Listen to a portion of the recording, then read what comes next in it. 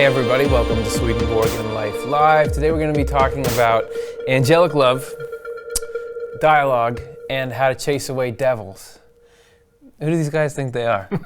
Well, I think I'm Curtis Childs, and I'm your host. What a good segue into my own introduction. This is Dr. Jonathan Rose. Hey Curtis. And even if we are going to be talking about stuff that sounds relatively out there, you're a doctor. That's true. So that means what we're telling you is going to be true. Yeah, Thanks everybody for spending some time with us today. What we're going to be doing is opening up a conversation around those elements. And what we always do on the show is we're going to paint a picture of a world that's large and goes beyond the currently accepted limits of reality, but centers back into the things we deal with every day. Yeah, I like that. That we're trying to solve the problems of human communication that plague us, that's what it's all about. And showing how all that stuff out there is a part of a connected whole. Right? I mean, that's not that bad. It's not going to last that long, this show. What, 40 minutes, 30 minutes? Right. Oh, no, an hour, something like that. Something like that. We did a show last week that was called Overcoming Divisiveness, and that's when things were getting pretty intense. Oh. And, you know, you and I fought, right? Which is fine. Couple of times. It's what the people wanted. They wanted to know who would prevail. But this is something everybody's doing.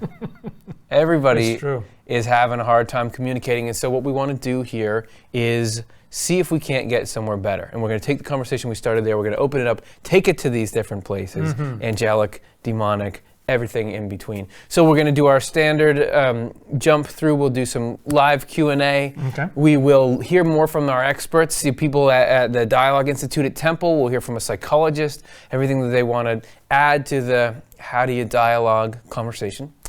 And then we're going to do some live Q&A with you guys. So you'll have a chance to absorb information, find out what's wrong with it, and then ask us what we think we're doing, putting that on the internet. Let's go. So we've got to start. I mean, we definitely aren't clicking, you and I, right now. So let's see if we can change that. And all of you at home can change your own dynamics with the people you're watching with through our first segment, which is the Icebreaker.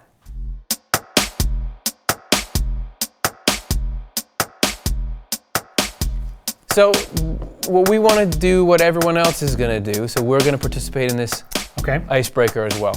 The point is, let's get talking about something and warm up the vocal cords and see where we all connect, because we want to know, how is this stuff helping life? Because if we're sitting here dumping an hour's worth of information, but it's not making life any better, it lowers the ceiling on the importance of the purpose of why we're doing it. So here's the question.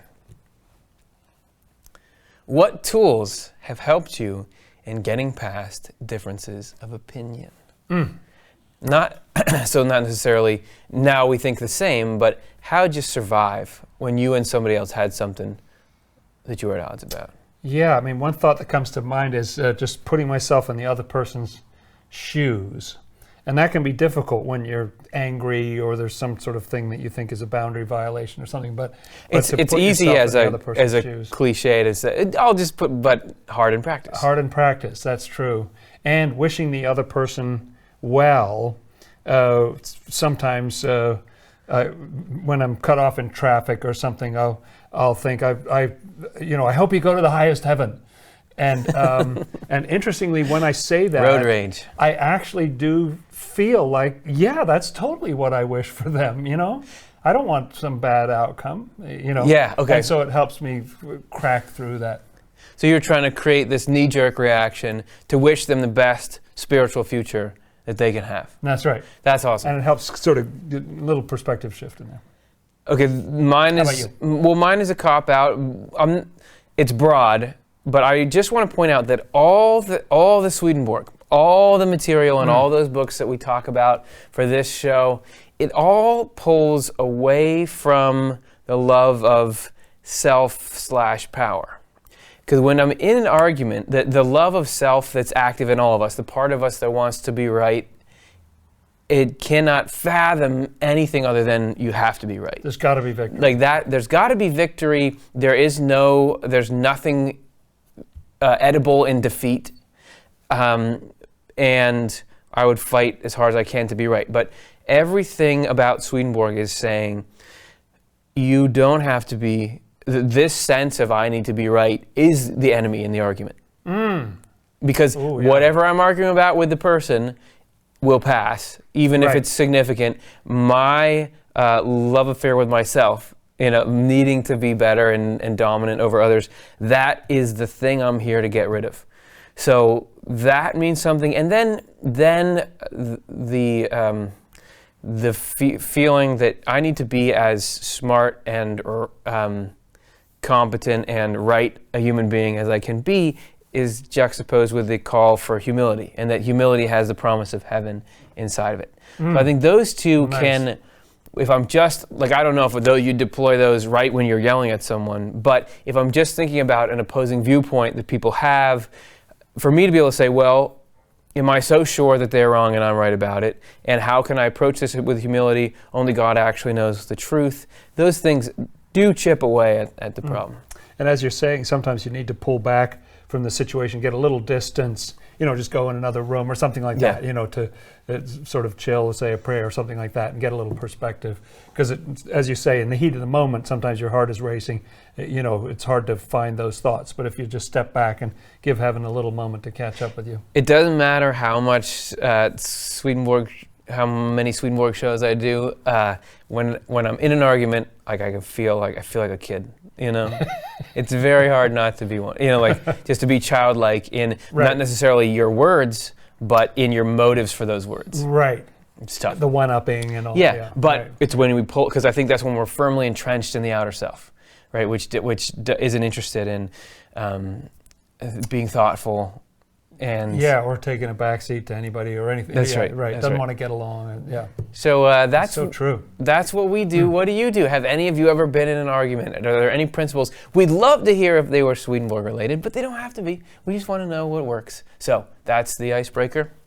Right, and we'll hear those at the end of the show, right? We're going to come back to those at the end of the show. Stuff. That sounds good. Thank you so much, everybody. Yeah, just enter them into the chat on YouTube. All right, let's get to the main course here. Let's dive further into this. We know the problem is this divisiveness. Yeah. What are some tools to get us past it? So here's part 2.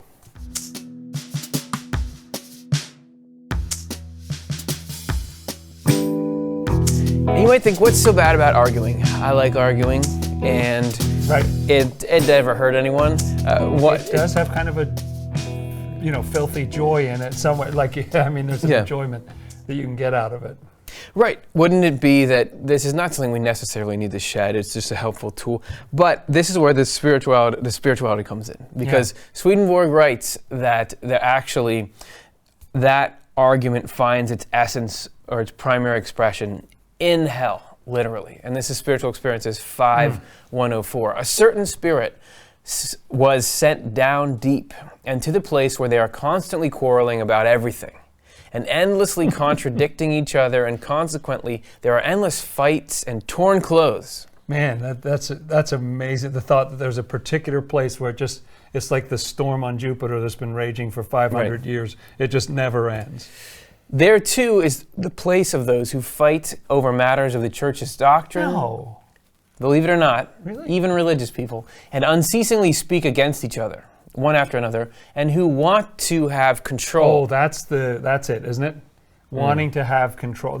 So you may think, it's about ideas or it's about whatever, but actually it's about control. If you watched our divisiveness show, we had this keyboard and the keys were all fighting each other because they thought they were fighting over tonal differences, but it's actually just because every one of them, like every one of us at some level, wants to be in control. That's and that's the primary enemy. The one over the other, believing that the things they say are truths and wanting others to believe and speak as they do.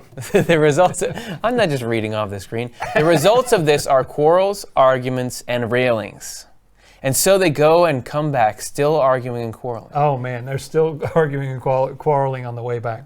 And certainly not in the least on account of truth, but on account of themselves and the love of being in control. So it's not, it may seem to masquerade as like, no, we've got to get to the bottom of this, but no, that's not what it's about. And you never will get to that bottom of it. Yes. Because it's about control. You don't know for sure, but where there's smoke, there may be fire. The fire in this case, the love of self. Closer to the center are those who believe they know everything and that nothing can be said that they do not know better than others. And that's the center of these communities. Which is the worst of the worst. Yeah, they're the worst. And that's what I love about Swedenborg. This is the world he describes. He says, you go out into the spiritual world where we're all grouped by what we love and care about. You see this thing that appears as a tendency in all of us to argue, actually made manifest in a way of life there, which is this, and that's places like that are where we get this urge to argue from. Kind of frightening to think about where that comes from. Yeah. And it doesn't mean that people who are participating in arguing are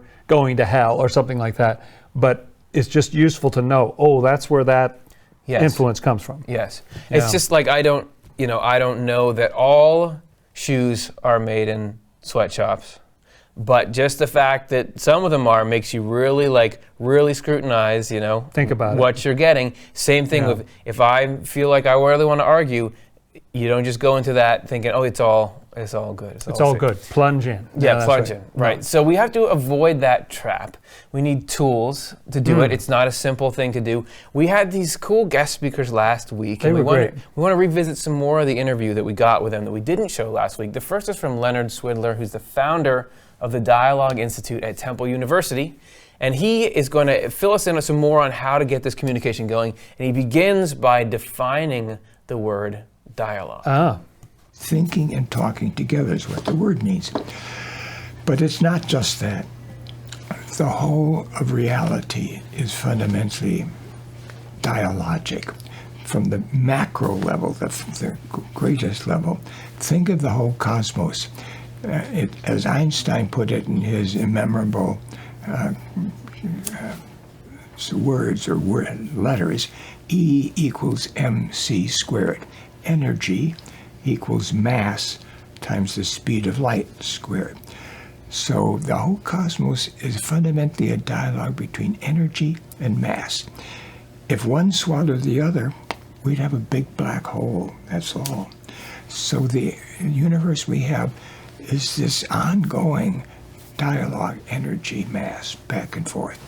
That's the macro level. The micro level, subatomic, it's the same thing. You have energy. The electron and the nucleus is what makes up an atom. The simplest atom, of course, is hydrogen with one electron in its nucleus, but more and more electrons. The fundamental structure of the very universe at the micro level is dialogue. For it one swallowed the other, we have nuclear fission or fusion, explosion, destruction, or the opposite, a black hole. But it moves up. Think about the human being. We are fundamentally a dialogue between body and spirit.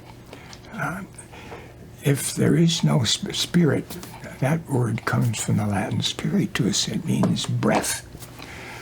So if you have mass, the body, and no spirit, no breath, it's just a slab of meat. It's not a human being. So we, as humans, we are fundamentally the dialogue between body and spirit. When you think about it, how do I become a human person? It's fundamentally the dialogue between the individual and the community, whether the community is just mother and father, brother and sister, or whether it's the whole of the world. That's what makes us human. We cannot become human except in community. On the other hand, the purpose of the community is to foster persons. And so again, at every level, reality is dialogic. So when you and I or whoever have a dialogue and we come away from it and we say to ourselves, that really felt good. Of course it felt good because it was in synchronicity with the whole structure of all reality, from the macro through to the micro level. All of reality dialogues. And I think Swedenborg would jump to add the goodness and truth, which is the grand dialogue that he saw in everything. What did you think of that? It was great. Well, first of all, I got to love somebody who quotes Latin like that. That was just awesome. But also the idea of that our humanity is sort of a variable function. Yes. You know, and there are things that increase it and things that decrease it. He didn't talk about the decrease, but obviously the farther we get away from community, or the more hostility, violence, and so on, that's moving away from truly human. And Swedenborg would agree with that human isn't something you're just automatically born with. It's more like when people call, you know, someone who did all sorts of grotesque crimes, they call them a monster. Yeah. You know, that's not human, you know. Yes, that is interesting that Swedenborg as well paints human as a sort of a goal we want to try to achieve, rather than Yes. you get it, your card your at birth. birthright. Yeah, that's right. And we actually did a couple of shows about that. First of all, we did a short clip actually called "What It Means to Be Human." We quoted this headline talking about these people who bulldozed a settlement of homeless people, and it was like, oh, it was human but inhuman. It's obviously a person. It's not like a crow that's driving the thing, Right. but the behavior. You think, oh, the lack of compassion is That's that inhuman. Yeah. We did a whole throwback show also, we called Becoming More Human, because we had enough clips about this. Hey, can we stretch to be human? And there Leonard is equating, being charitable and willing to dialogue with being human. So that's something that's, who doesn't want to be human? Yeah. Right? I mean, human That's is pretty right. cool. We're going to go to our other friend from the Dialogue Institute. This is Rebecca Mays, and she is the education director at the Dialogue Institute at Temple, and she says that effective dialogue is hard without first establishing friendship. So while that may seem like, friendship, it's actually this crucial tool, and she's going to elaborate on it a little bit more here. One of the first things I studied with Professor Swidler were the principles for dialogue that he wrote down in the 1980s out of his long experience. Those are available on our website and are the foundation for our program work. It is complex, and so I understand why many people don't want to risk dialogue. And so one of the first questions that gets raised is, what do you do when someone doesn't want to dialogue? One of the first principles of the 10 is it is a two-sided project and takes into account the whole cloth of a person, their culture, their lineage, their professions, and therefore it has to be voluntary. There has to be a voluntary choice. And that doesn't happen always right away, so we encourage friendships. We make affinity groups in the cohorts that come so they can feel safe and comfortable with the people they feel most attracted to or safe with. And then we begin to work on the differences. Saying to the young people, building a friendship is the first step to dialogue. Just be kind and learn from one another. Once trust is established and some safety is there, then we begin to go to other of the principles that include things like be able to be self-critical about your own tradition and ask questions. We use a little mnemonic with the kids called AIR, and that is the oxygen of dialogue. Appreciative inquiry, A for that, that you're willing to ask a good question without listening to argue, but listening to learn. I for an I statement.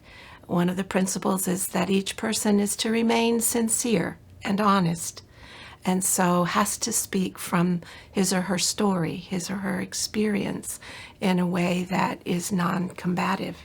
And R, the final letter, stands for reflective listening, that out of shared stories, one could actually have listened so well as to say back to the other person, here's how I heard you. And just that reflection can sometimes be the most powerful act of trust building that someone felt heard. Great tools. You think some of them would seem simple, but the spin she puts on them, or the application, and just highlighting the importance, you just realize that this is something you can't miss when you're trying to do that friendship thing. And so connecting with people as a basis of starting it. So develop that friendship.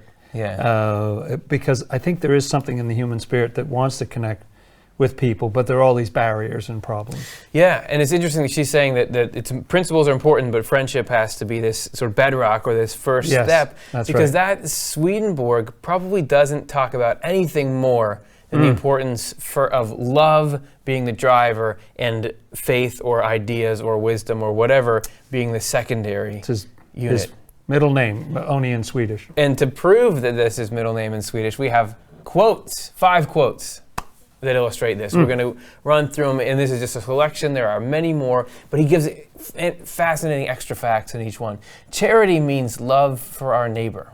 It means mercy too, since if we love our neighbors as we do ourselves, we have mercy on them when they are suffering, as we would on ourselves. So you see the compassion there. That's great. That's essential. And he goes on, all togetherness and unity are the result of charity, while all dispersal and disjunction come from a lack of charity. Oh, well, there's your diagnosis right there, right? Yeah, rather than, you have the wrong ideas, it's missing that. The charity is the element. That we just defined in the previous quote. What purpose is there to faith or to the facts, insights, and teachings of faith, except that we may become what faith teaches us to be? That should be on a t-shirt. That's good. That's right. Just run over onto the back. The devil's crew is nearby, and this is the very quote we got part of our show title from. The devil's crew is nearby when we lack charity. Oh, that's chilling, isn't it? The only thing that chases them from the door is love for the neighbor, for the Lord, and for our neighbor.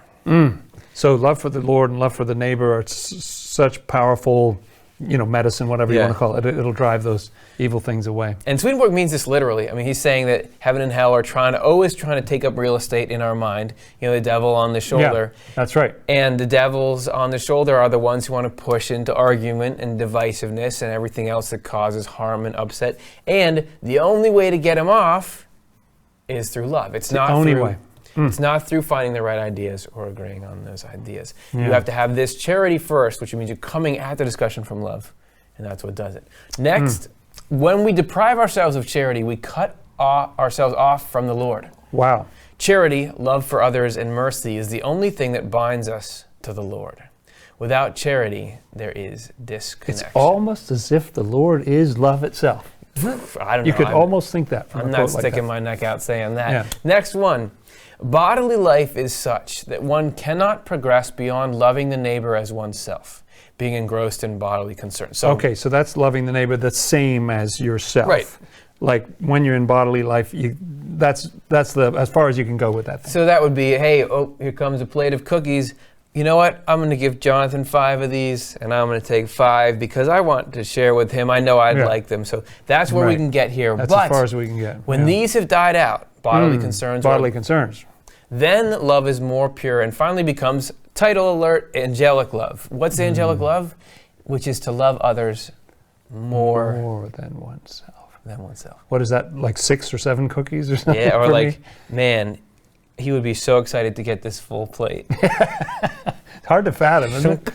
Yeah, right. So that's something that we're working toward. That is what heaven is. And not heaven like I've fulfilled the requirements so now I can get into heaven. That is what bliss is what happiness is. Yeah. This desire to have other people, to have, and not like, okay, I'd be happy if I made myself miserable, so now technically you're happier than me. It's not about me in comparison to you. It's just that I'm solely focused on how can I get people to be happy. That mindset is what creates the most happiness and peace for us. And I've heard that angels would rather go to hell themselves. It would mean that you could go to heaven. They, not you personally, but I don't think there's enough angels for that. But it's such a beautiful thought to me. Yeah. that they, you'd think, oh, well, they're all about being in heaven and staying in heaven. They're like, oh, I would give it up if I thought you could go. Yeah. That would make me You so could think happy. like, well, I'm an angel. I have purity, and that's why I have my home in heaven. I will not share it with. Yes. They're not thinking about it themselves at all. Good They're like, angel accent. Right. I don't know if that's north or south heaven, or maybe lower east side. But so we've got this. We know it's important to have love rather than have conflict, and that and understanding when we get in there, it's not just purely, well, they're right, or I'm right and they're wrong, and that's why I want to argue. Realizing there's this desire for dominance. But what if we're already there? We're already in conflict. What are the tools once you're in there? And it's not something superficial that it's easy to toss aside. What if it really feels important? Right. Well, so we got Really deep and right. It's an extension of our clip interview with Dr. Soni Werner, a psychologist, who's going to give us some more tools for, okay, what do we do? We're already embroiled in our conflict. What do we do now? So we've had agreeing to disagree, that we just might have different opinions. Presenting a tough issue, if you think it's the right time and place and it's appropriate for you to bring up a tough issue. Sometimes issues are not really needing to be brought up. But if they are, how do you do it in a charitable way that's respectful to oneself as well as respectful to the other? Okay. Discovering other viewpoints other than your own. And this next one is my favorite. Firm, fair, friendly. Now we're starting to move into some action. So if I have to, let's say, implement a policy, maybe I'm a leader of an organization, or I'm a president of a club, or in my place of employment, I have to decide how to figure out how to be firm about policies, fair, treating every person that I'm dealing with evenly and fairly, and yet friendly. Now, I find that it's interesting that we all seem to have personalities that we're born with, and we might be really good at one of those three by nature. Like, I think I was born being kind of friendly, and I was encouraged to be friendly when I was little. But I've had to learn, when is it appropriate to be firm? And I mean firm to a policy or something that I think is a truth that should be lived up to, like honesty at the workplace, treating people fairly. Those are policies. And fair, I shouldn't have favorites. I was a college professor for decades, and it was very important that I didn't have a favorite student. So as an adult, it takes a lot of emotional maturity to not have favorites and to be fair. So to me, this again takes a lot of deliberate planning and being purposeful. This is how I'm trying to enact charity. This is how I'm trying to do it. This is the skills that I'm trying to do. So being mindful, first of all, the self-examination. Oh, it's easy for me to be friendly. Okay, but that's not enough. You really need all three. Firmness to a principle or a truth that you think is really important, and select those carefully. Not just because it's my ego, but because a truth stands outside of me that I need to be faithful to. And how I treat humans, and not just have favorites and give them an easy way of getting through things and letting them slide, when it's actually not very charitable to do so, for them as well as somebody else. Whenever you feel like you need to be involved in something that could lead to conflict, it's important to figure out how to be friendly, kind, how to be firm, holding up a principle or a truth, and how to be fair. The fifth of these 5 skills is called encouraging initial actions. Let's take some examples. Recently, the Olympics happened, and I thought at a global level it was quite interesting that some very small steps happened between North Korea and South Korea. The sister of the leader showed up. Some of the young athletes, the female athletes, got to join in with the South Korean athletes and join a team. Those are initial actions that have not happened for 70 years. In another part of the world, I find it interesting that there are places where schools are being built for girls, high schools, where for thousands of years there were no high schools for girls. And now we have girls who are able to finish high school and get employed. Somebody had to change the culture in order for those initial actions to happen. Those are examples at a global level. You can also do them at a local level in your family. I think of an example of when my husband or I, or me and my daughters, we've had an argument, and there's still kind of tension in the air. That pretty soon gets around to the time that everybody's hungry, and we're going to sit down and be civil to each other at the table. Pass the salt. Would you like some more meat? Would you like some salad? And going back to those civilities, we can get along. Very important. Another example is in a government where you might have people who have been in the industry world and now they're in the government world. And they might bring a perspective about economics. They might bring some ideas that might be very useful. If you're going to have government policies that are going to affect those companies, such as OSHA, the safety and health, they might say, this is what it's really like to have a factory. And let's see if we can talk to the people instead of having animosity between the government regulation or regulators and the industry that has to have clean water and not do any dumping. Let's sit down together and talk this out and see if we can come up with some regulations that are manageable. So I see it both at political levels, as well as at a family level, as well as with neighbors. It's a very important thing to say, we are going to mindfully take some initial actions to see, is there a way that we can understand each other? So in summary, I find that theology, especially from Swedenborg, gives me sort of a motivation to try to be my best self, to try to be deliberate and purposeful, to try to follow the guidelines of charity in that we need to first stop our tendencies towards something that's rather selfish or dominating others, and then try to deliberately start doing something constructive. I think one thing of many that we could potentially pull out of that is the idea that goodwill, this charity, doesn't mean just agreeing with everyone or trying to please everybody. Yeah, just sort of being a doormat, or just, I will have it your way, or something. Yeah, right. No, and this is something that Swedenborg talks about as well. Secrets of Heaven 1178. Loyalty is not charity. And this is like intense stuff. Politeness, still less so. That's quite mind-boggling, because you could think, hey, I'm being so loyal to this person, that's charity, or I'm just so Yes. polite. But no, that's not the whole story. The more they partake of charity, though, the more authentic they are. Because you think of, Sony's describing the politeness they had to return to at Yes. the table being a step back to this actual love. Right. If you all had seething hatred for each other all the time, but you just were polite at the table, it doesn't have that same Doesn't quite get to that meaning. level of Right. charity or goodwill at Swedenborg. Yes, charity is really looking at the long term, what's best for everyone, and how can we get there. And this is such an important topic that this is reflected in all kinds of sacred texts, including the Bible. We did a show once about the 4 horsemen, which you would think, why would we ever bring the 4 horsemen from the book of Revelation into a show about dialogue? But there's a good reason for them to be there, and that's because of correspondences, right? That's right. And so in the book of Revelation, John sees these 4 horses, and the first one is white, then the second one is red, the third one is black, and the fourth is pale. There they are.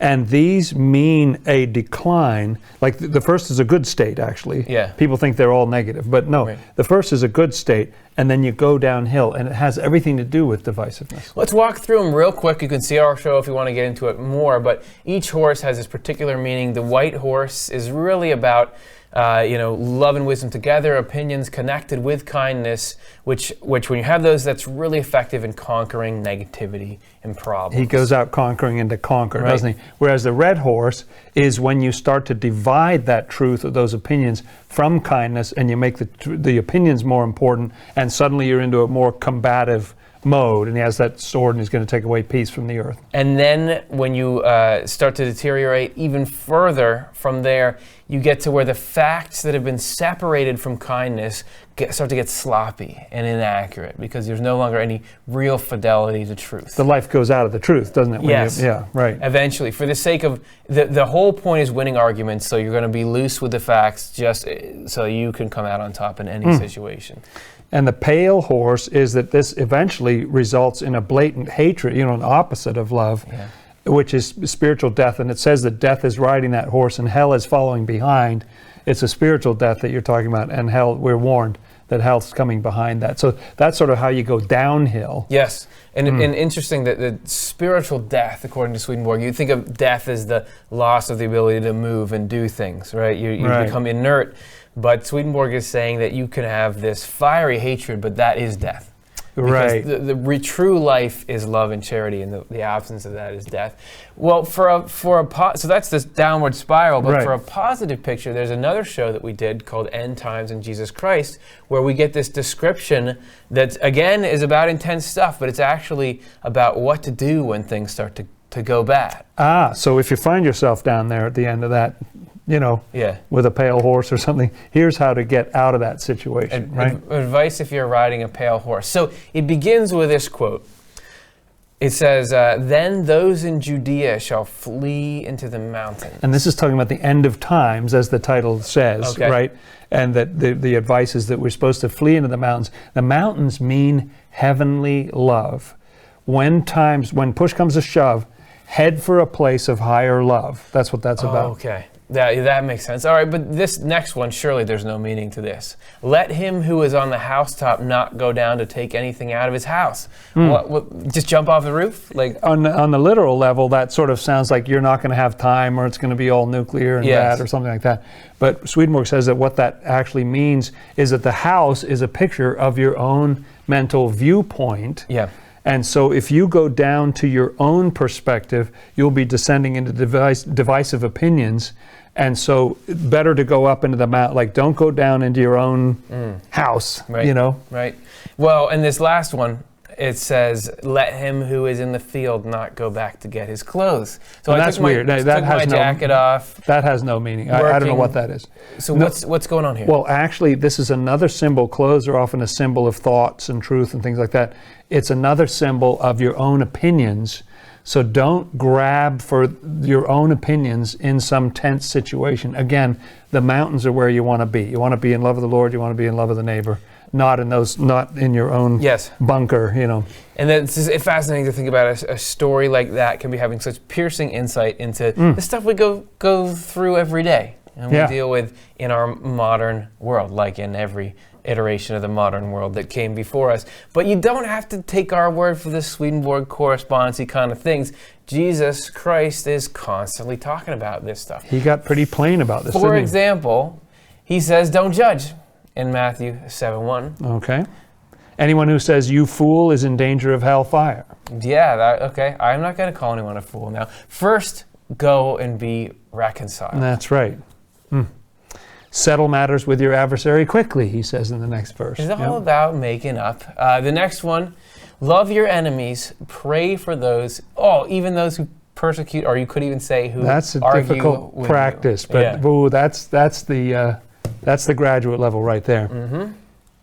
If you greet only your own people, what are you doing more than others? We would call echo chamber, That's preaching to the choir, which is great to have people, but if that's all you do, if you're friendly Yeah. to those people, hate everyone else. Never reaching outside of that comfort group or something. And then, love your neighbor as yourself.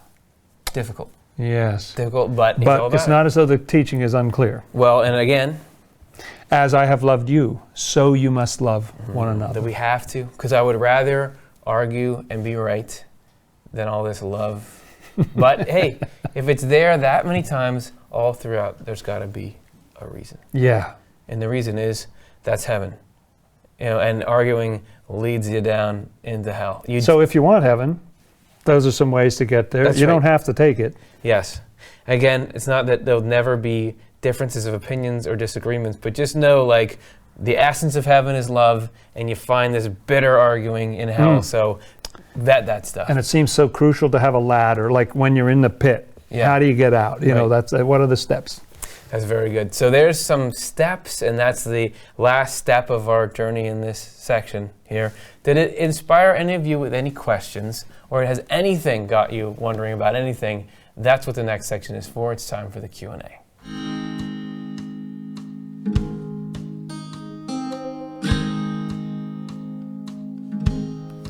Okay, this is just what it sounds like. If this is your first time you're watching on YouTube, get asking a question. Type your question in right now. We have a moderator in there pulling these questions up. We obviously haven't seen them before, and we're going to act shocked when we see them, because we will be shocked. Let's see what the very first question is. Mary Richards asks, what did Emanuel Swedenborg say about what a person should learn when they are an innocent victim of violence? Wow. So you're going to start us with the hardest question, but I will say that Swedenborg has this broad principle that divine providence doesn't allow for anything to happen unless something good comes out of it. That said, I wouldn't say it wouldn't always be you would understand the providence. Like, it's not like it's not a guarantee that something horrible has happened to me, I will be able to piece together something, that this was a teaching lesson for me. It's a little more, like, that can be the case, and there's probably always ways to learn, but I want to avoid making it seem like Swedenborg is saying God is doing this thing or letting this thing happen to you and saying, don't you get it? Don't you understand what I'm teaching you from this? Sometimes it's just you're part of this bigger story, and it's hard to understand. Yeah, that's right. And sometimes it can take decades or even after you die to figure out what was going on there, what was going on there. Another thing is related to those quotes that we read before, that the development of compassion through suffering. When you suffer, when you really, really suffer in a deep way, you sort of wish no one else had, in a way, that anyone had ever gone through this or will ever go through it again. But the fact is that people go through this stuff, and so it does help you have compassion for other people who go through that, and so that can be a useful thing that comes out of it. And also, Swedenborg is pretty adamant about the idea that evil comes from hell. He kind of hammers this again and again and again. It doesn't come from that other person. It doesn't come from that perpetrator. That perpetrator may have been channeling it from hell, but that evil is from hell. And it's certainly not your fault that you were the victim of it, which is another place that hell wants you to go, is to think, oh, it's my fault, I brought this on myself. But Swedenborg keeps saying, evil comes from hell, good comes from the Lord. That's, try to get clear about that. You're in the middle between those things. I think, too, about Swedenborg's assertion that part of what we have to do to fully let evil go, meaning regenerate, move to heaven in our mind, get rid of our own evils we're drawn towards, is to learn to abhor evil. Because we have a tendency to... That's right. To kind of like evil when it works out well for us. I think of, it's easy to laugh at people when something harmful happens to them. If we see like a clip of something happens to somebody, or we know somebody went through something, this can be something that we can be, in the worst case, we're kind of, we think that's cool. But even we're just kind of cold and we don't care. If you've been through something sort of like that, isn't that where all the force to say, no, this is not okay that this is happening to this person. You don't like it anymore. Even just if you had never skinned your knee, you would never understand empathy for someone else who fell. So, and as you're suggesting, it gives you understanding of evil. I'm thinking of the 23rd Psalm, where it says, you prepare a table before me in the presence of my enemies, not the absence of the enemies. That when you go through something terrible like that and you really see evil in the face, the Lord is also there somewhere preparing a table for you, wants to be with you right there in that experience. Yeah, and that if you learn through experience that, like, I know what evil, the effect of evil is, it even helps you see other evils, like, well, I don't want to make somebody I can see that this is related, or this is Yeah. going in that direction, or something, by seeing the extreme. Yeah. Because a lot of what we're doing in this life is seeing evil in ourselves, in other people, and you know, that's a big part of the experience, isn't it, unfortunately? Not that any principle is going to make it easy to get through having something terrible done to you, but hopefully it can just be one tool of many. So thanks so much for the question. Let's look at our next one. And the Lord was the ultimate innocent victim of evil, you know, right? Right. You know, it's so He knows what you're going through. Yeah. Yeah. So you're not a forgotten abnormality in the experience. Okay. Thanks, Mary. Next one. Zeke asks, can you have productive dialogue with evil? This is a good question. I have an answer. You want me to? Yeah, go ahead. Jump in. Swedenborg says that a lot of people were shocked. He says a lot of people who transitioned to the other world, their general approach was to avoid evil spirits. Just avoid them. Stay away from them. Yeah. Don't listen to them. Don't interact with them. And they were sort of shocked that here's Swedenborg writing these books and everything, and he's surrounded at pretty much all times by thousands of evil spirits. And they were sort of like, Yeah. what are you doing? You know? Yeah. And he said that if you are protected by the Lord, and that's a big if, but if you're protected by the Lord, it's not only not harmful, it is beneficial. A lot of what he got was through interaction with evil spirits. Mm-hmm. They taught him a lot about, you know, an example from the New Testament is who had the most clarity about who Jesus was? Was it the disciples? Was it the strangers? Was it the demon possessed? You know, like the demons cry out, I know who you are. You know, Right. the demons have the clarity. And so under a situation of protection, it is absolutely possible to have a productive dialogue with it. Yes, I see two ways. Productive for you. I don't know. You know, I don't know about for both sides. Oh, right. The ways that I feel like I dialogue with evil, like we said in the previous show, I've never had what I would say is an interaction with a spirit or something. But in my own mind, I feel like there's two systems of dialogue that I have, or two sets of dialogue that I have with evil, meaning negative thoughts and feelings. That one is when I engage and lose terribly, when it's sort of like I'm thinking about some issue in my life or some situation that's disturbing me. It's making me feel small or worried or upset or angry or nervous or something.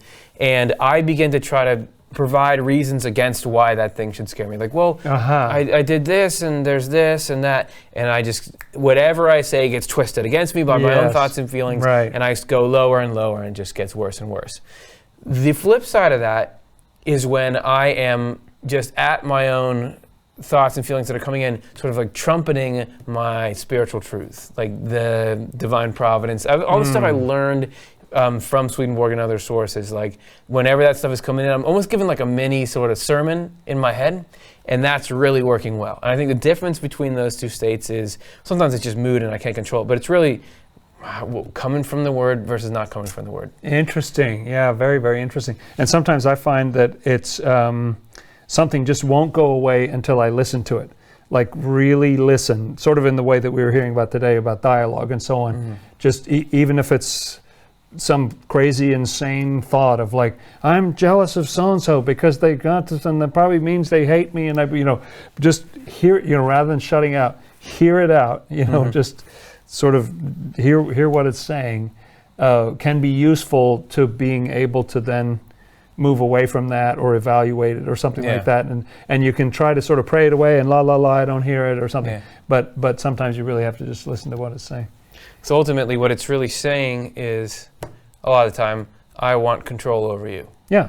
That I'm coming in like I have an issue, but it's really that love of dominion that we were talking about earlier. Right. So if I hear some thought say, look, this, and this, and this, then at that point I would say, well, it's heaven to want better for others than for myself. So if this person, if it has something that I should be happy, I can't go to heaven and not be happy for what they've got that's better than me. So that sort of thing is when I'm like, okay, here's something, because the negativity is allergic to that. So couple of thoughts on that. Thanks very much, Zeke. Here's the next one. Crystal Light 7 asks, so what do we do when the person you're dealing with is very unkind? Well, you just let them do whatever they want and say whatever they want. That's not true. Because, and this is a crucial point to bring up that I'm glad it was. Having charity doesn't mean you don't have boundaries. And you can be, Swedenborg talks about getting somebody thrown into prison, but that still being an act of charity. Because it's about your intent. Like you can get somebody thrown into prison because you hate them and you want them to suffer. Or you can get somebody thrown into prison because they're dangerous and they've broken the laws of the realm. So, and you're thinking ultimately about protecting innocent people, their reformation eventually, and in the end, if they shaped up, you'd be their friend. You can have those two different mindsets, but yet do the same action. So it doesn't mean you can't cut somebody off from talking with you. Doesn't mean you can't defend yourself in whatever way you need to. It's all about when you step back from the conversation, what's your ultimate intent, right? Yeah, and I find this so difficult when someone's just so unkind, and when you're working hard at being kind or being a decent person, and it's just this foul stuff coming at you all the time. It's very, very difficult. If I work on that a long time, sometimes I can get to the point where I realize, wow, I get in that mood sometimes. Sometimes I'm that way myself. This person seems to be that way all the time, like they're in a prison of that. Yeah. And sometimes I can get to the point of just trying to look at it objectively. Another thing that's helped me doesn't come from Swedenborg. It's actually Ed Friedman and family systems you theory. Can't say it on this show then. That says copyright issue, intellectual property, but that criticism is a form of pursuit. I don't know if he originated that, but sometimes when there's a sort of an unpleasant, nasty noise coming at me, and my whole instinct is to run. Actually, if I move closer to it, it wants to be in more of a relationship in a strange way. And sometimes you move, it can be very, you have to be really careful with a situation like that. But sometimes moving closer, or just at least realizing criticism is a form of pursuit. You're getting all this negativity, but actually it means I want to be in a relationship with you, and you're not paying enough attention to me. And, which is still a dysfunctional way to absolutely pursue it. It's horrible. Yeah. But I'm glad that you brought up, like, okay, we got to talk about family systems theory, because I would say what we're trying to say on the Swedenborgian Life Show is you need to pursue the state-of-the-art tools for conflict resolution, for all the spiritual side of it, that God is love, that heaven is wishing better for others. That doesn't mean that stuff is not essential and useful. What we're trying to look at is the reasons behind using those tools. Why does it work? Why does it work? Yeah. And why, if we get all these tools to stop this person, let's say this person is unkind and they're messing with our life, why do we want them out? Is it we want them out just because we hate everybody that bothers us, or is it just like, okay, this is the step right now, but I'm still thinking about how can I be kind towards this person, even if that's firm, which may not seem like a realistic distinction, but I think you can measure that in yourself. I think the hardest thing in the world is to love people wisely, and to figure out. It takes a lot of prayer and consideration to think what would be. What's the best way to treat this person for their own sake and for my sake and for the sake of what's orderly and good. And I don't feel like I would even pretend that I would be able to do that in the moment. Right. Like if somebody I'd have to go back and chart a strategy. And if somebody's doing something crazy on the road, or they're yelling at you in the grocery store, something like that, I feel like that's just fight or flight. You try your best. If you're in those kind of conflicts a lot, maybe you can get really good at that. What realistic expectations for myself would be more like after the fact, or when I have time to contemplate my next step.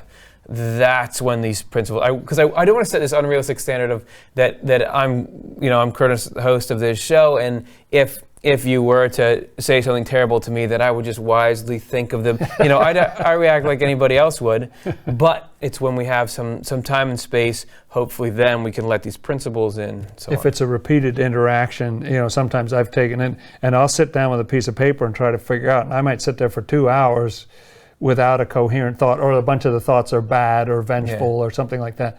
But eventually, with enough prayer and time, I might get to something like, oh, that's actually kind of funny and makes me lighthearted, but also deals with the situation, or whatever it is. But 2 hours without a coherent thought. I think we're creeping up on 1 hour without a coherent thought. We are going to take a couple more. Just one more question here. One more, okay. Let's see what we got for the last one. Brian Bagnall asks, is there an argument when both sides listen to the other? So that is really good. That's a good question. The question is, can you still? So you could take this as. Could you still call that an argument or something when there's, or is all argument by definition the absence of that listening? So semantics. What do we mean by this? Because it seems to me what we were trying to say in the divisiveness show that we're basing this one off of is, we're not trying to say we all think the same. Actually, if you get down to it, you and your adversary have the same thoughts. And not trying to say it's all love, ideas don't matter, and all ideas are ultimately compatible if you just add enough love. I don't think that's true. Well, and here I got smoking gun evidence for you. Okay. Swedenborg says in Heaven and Hell that there are law courts in heaven. there are law courts. Like there are lawsuits, there are trials. Yeah. You know, like two well-meaning angels can sort of be, whoops, hey, wait a minute, no, we got in a mess here, and that's not right. You know, what you did, you know, the fact that there are law courts up there means that even very more advanced people, you know, than the poor hosts of this show, can get into disagreements and disputes that need to be settled by someone. You know, honest, hard-working people can still come to a very different point of view that needs to be resolved. Yeah, and I feel like I could see if you were disagreeing with someone but you got to see that charity in the disagreement.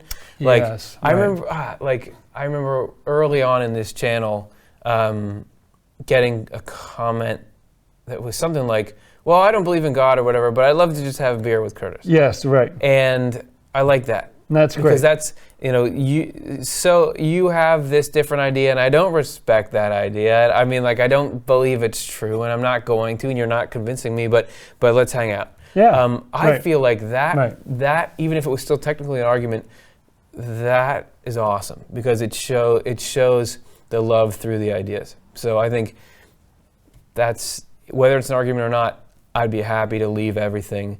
That's as far as we go, that's fine with me. Yeah, and certainly loving relationships can have very intense and heated disagreements or difference of perspective or misunderstanding and so on. And so I think you still can have something I might call an argument, even when both sides are listening to the other. We have been trying to give out Swedenborgian advice. Yeah. To these questions. No medical... No. This is purely, this is, the FDA has not approved this. Right. So, I want to hear, have other people had any success with tools like this? You know, does it work in situations? Because as you remember in the beginning, we did our icebreaker question. Now it's time to see what were your answers to it. We're going to do that in our final section.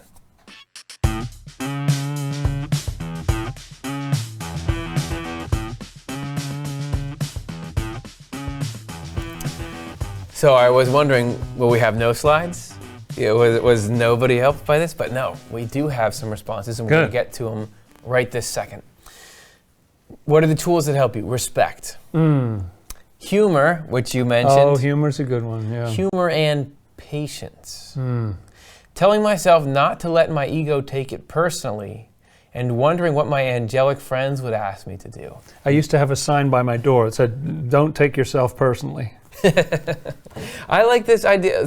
Picture angels with you. Just doing that as a thought experiment certainly does, I feel like, I've done not that exact, but something close to it, and it definitely does change. Like, what if there was an actual adult in the room? Yeah, right. Accepting that we are different and respecting our differences and letting go of things. Letting go. This is how I deal with it. Awesome. Next, we can agree to differ and be respectful of each other's opinions. That's right. Humor, put myself in their place, which we were mentioning before. Try not to take it personally. Walk away, let them figure it out or think what they want. And this, not take it personally too. The whole taking it personally, that would be our love of self is what takes it personally. Yes, that's right. So these people are describing getting Swedenborg around has that. some quote about what is more easily ruffled than, than the love of self. Yep. Listening to the reasons for the other person's opinion is a tool I like to use.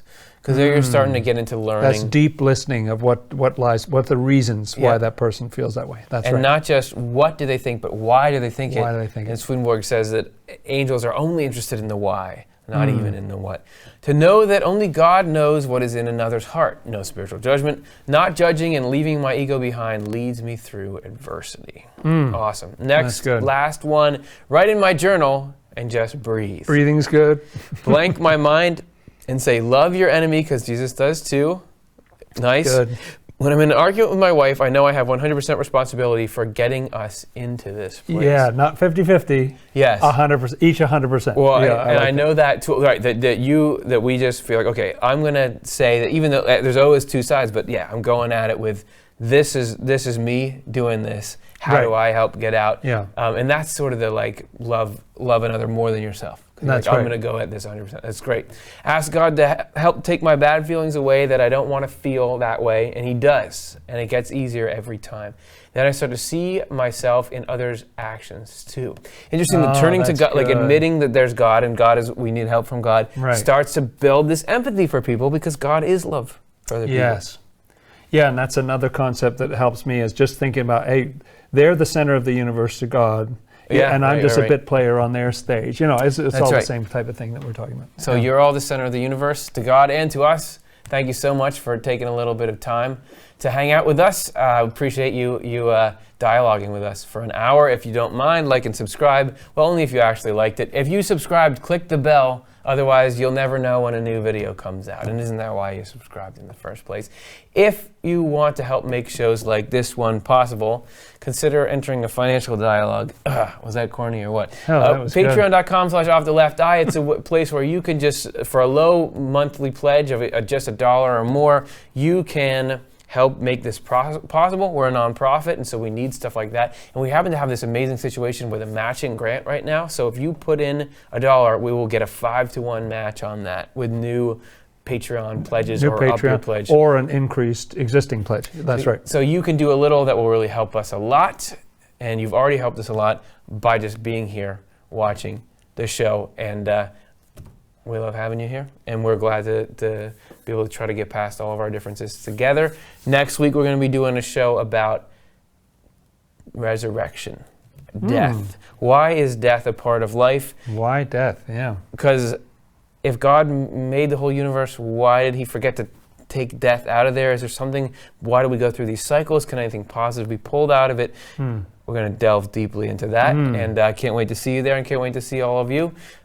Tune in. That'll be the same time, this channel next week. Swedenborgian Life is Amy Aquarola, Morgan Beard, Curtis Childs, Karen Childs, Matthew Childs, Alexa Cole, John Connolly, Cara Dom, Chris Dunn, Stuart Farmer, Ben Keys, Reed McCardle, Chelsea Odner, Jonathan Rose, Shiloh Silverman, and Shada Sullivan.